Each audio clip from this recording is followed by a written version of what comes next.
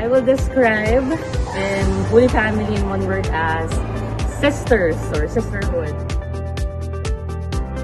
The future starts here. At Holy Family, we are dedicated to provide education that will inspire curiosity and build the next generation of leaders. So take this as the opportunity to discover your potential. Follow the journey of excellence. Trabajo, fe y amor. Work, faith, and love with simplicity and humility.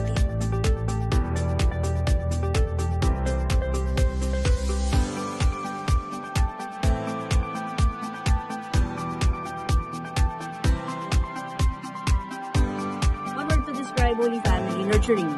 Kasi dito ako nag-start na mag-perform. I was able to share my talents here, singing and both in creative.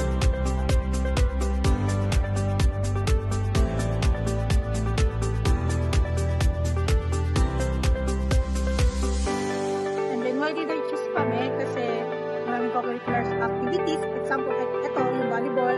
And then, hindi lang siya nakafocus sa ACADS.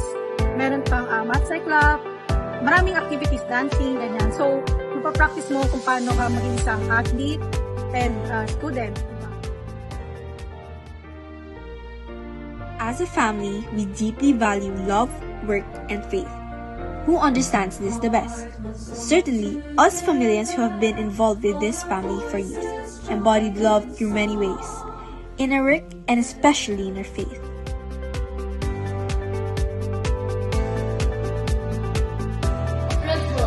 Why?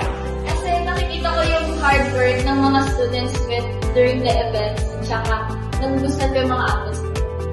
Unity po. Why? Because when we are united, there is always better collaboration and we do things efficiently.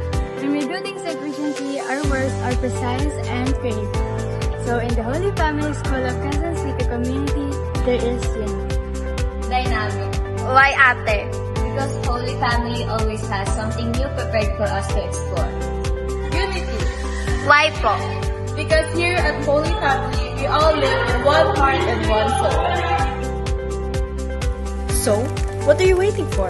Stop dreaming about tomorrow and start building it today. Holy Family School of Quezon City welcomes you. Educating minds and nurturing souls. Work, faith, and love are foundation of success.